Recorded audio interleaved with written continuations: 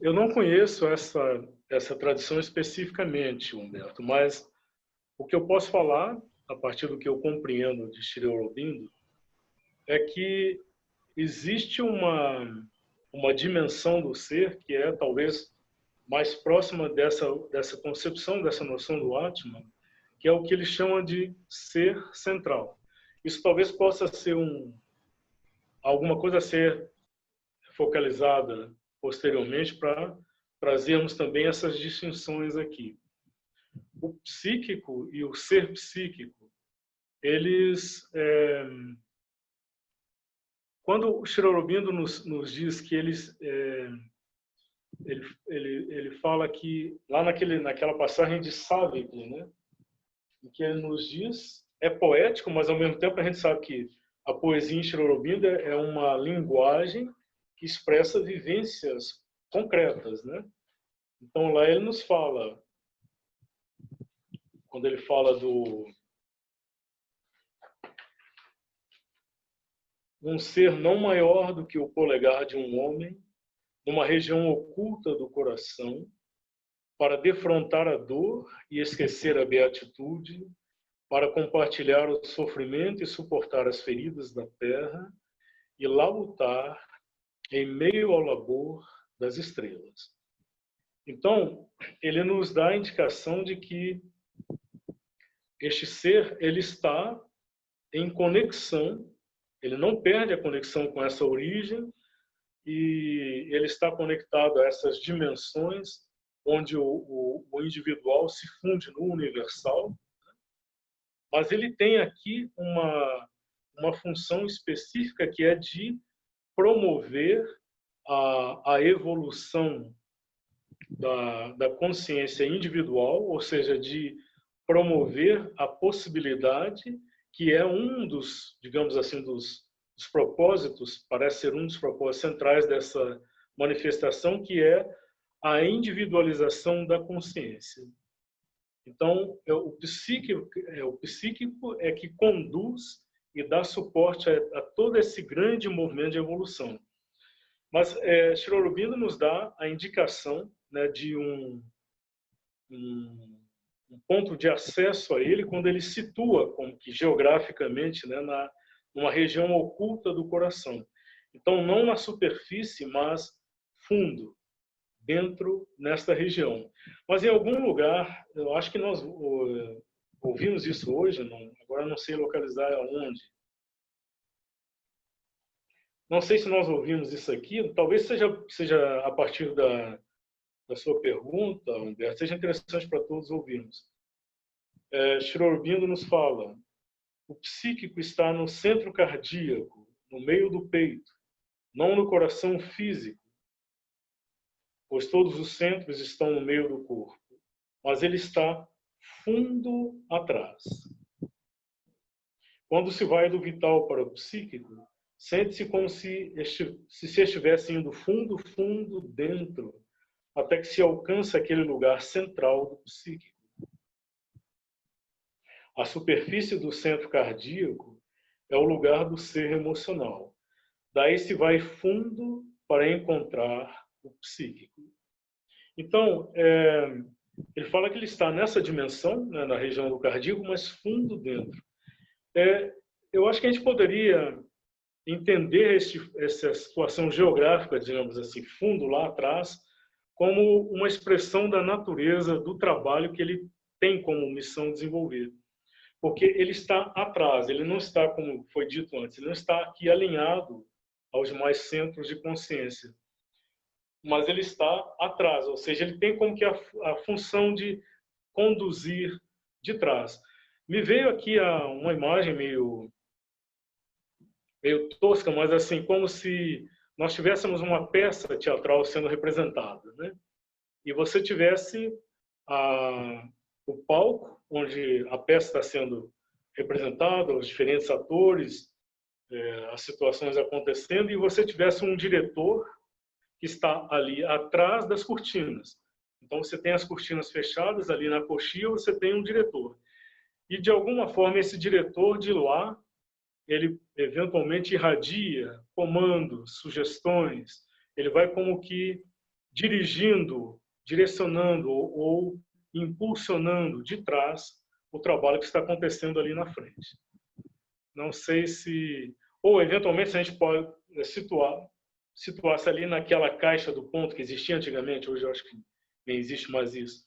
Mas eu acho que a ideia de que ele esteja lá atrás, mas ainda assim de trás, coordenando, conduzindo, dirigindo, é mais apropriado. Eu acho que ele não está fora, ele não está acima da manifestação, mas ele está dentro dela, com a missão de, a partir de dentro dela, com toda a limitação, que significa estar dentro dessa manifestação, estar sujeita a todas as vicissitudes, de estar dentro dela, todo o sofrimento. Por isso ele nos fala, né, para defrontar a dor, ou seja, a partir da identificação com o sofrimento da criação. Nós já mencionamos antes isso. Mas ele está aqui, dentro da manifestação. Eles poderiam situá-lo no topo da montanha, dizer, ele está no topo da montanha. Não, ele está na caverna. Dizer, nada pode ser mais interior à matéria do que o interior de uma caverna. Então ele está fundo dentro, inteiramente imerso na criação.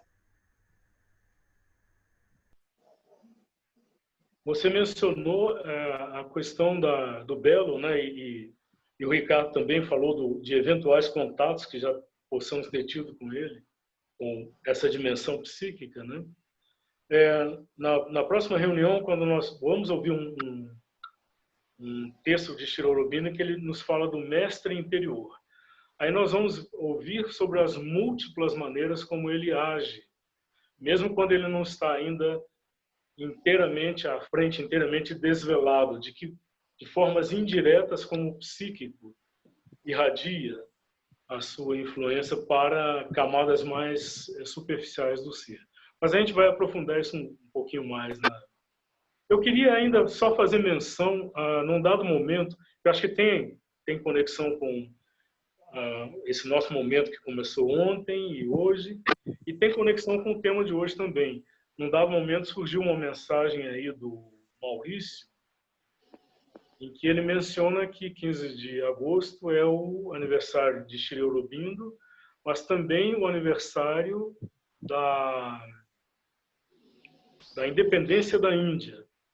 Então, eu tinha até pensado em mencionar esse aspecto, quando no comecinho chamei a atenção para alguns aspectos da biografia dele, mas talvez seja relevante, talvez o mais relevante, na verdade, seja mencionar que, como o Maurício mencionou na mensagem dele, de certa forma, a independência da Índia não é a independência apenas da nação exterior, geográfica e aquele conjunto de etnias, mas é a libertação da alma daquela nação. Então, Shri Aurobindo colocou toda a sua luta política nesse nível. Então, ele não estava, pode-se dizer, desde o primeiro momento, ele não estava empenhado apenas em lutar pela emancipação político-econômica, social da Índia, mas ele via que a sujeição da Índia ao domínio de um império, uma presença estrangeira, estranha à natureza da Índia, representava um cerceamento e, mais que isso, um sufocamento da identidade desta alma indiana. Ou ele via que havia uma potencialidade de manifestação da alma daquela nação que, para que pudesse acontecer, para que pudesse aflorar e dessa forma dar a sua contribuição, soar a sua nota, né, a sua contribuição única para usa-se esse termo concerto, né, entre concerto musical das nações, ela teria que estar autônoma, ela teria que reconquistar a sua independência. Então, mesmo a luta política dele foi travada com a percepção, a consciência dessa dimensão espiritual, né? E pela emancipação, a confirmação e a emancipação da alma dessa nação. É isso que a Yara mencionou, né? Esse trabalho que está sendo feito no sentido de conscientizar e promover a consciência do que seria a alma dessa nação, no nosso caso aqui do Brasil. Então, talvez a gente possa situar essa tarefa nesse mesmo nível, mas ao mesmo tempo, nesse mesmo nível, digamos, interior, espiritual, mas ao mesmo tempo com a consciência de que a forma mais efetiva de contribuir para digamos, a formação dessa identidade de alma é encontrar primeiro em si. Porque Sri Aurobindo fala também isso, que o caminho mais direto para a universalização é a interiorização. Então, isso parece meio paradoxal, né? Mas é interessante. Não necessariamente eu me universalizo me lançando para o exterior e abraçando 1000 causas, 1000 movimentos, mas eu posso fazer isso de forma mais efetiva se eu me interiorizar até o ponto de alcançar em mim, no interior, aquele lugar onde o individual e o universal se fundem. Aí eu posso, talvez, ter uma percepção, uma visão e uma contribuição mais efetiva. Então, acho que as coisas estão interligadas, né? O desenvolvimento interior, individual, como uma pré-condição. Não que eu tenha que esperar, digamos assim, eu tenho que esperar 40, 50 anos até concluir esse processo individual, de individualização, para poder, então, agir. Eu acho que as coisas irão simultâneas, mas necessariamente eu tenho que estabelecer como que a base ou âncora, né, na minha realidade interior para que possa, então, contribuir de forma mais efetiva. Se não houver mais nenhuma pergunta, eu vou pedir e coloque para ouvirmos uma passagem de uma música de Sunil. Eu elaborei um exercício, vamos dizer assim, de percepção a partir dessa música, mas para fazê-lo agora já estenderia mais no tempo que nós temos. Então eu vou sugerir que a gente apenas ouça essa música, deixando que ela entre, né? Como se o ser, e nós falamos tanto nessa região do cardíaco, talvez a gente possa se abrir e receber, acolher essa música como se fosse a irradiação da luz do sol sobre uma flor, um botão de flor, alguma coisa assim, quietamente, de forma receptiva, ouvirmos a música. Aí na próxima semana, no sábado, no próximo sábado, a gente retomaria com a proposta que eu havia elaborado anteriormente. Pode ser assim? Henrique, então Ano Novo de 79, o Sol e a Flor. Ela dura um pouco mais de 5 minutos, acho que é o tempo que nós temos para encerrar.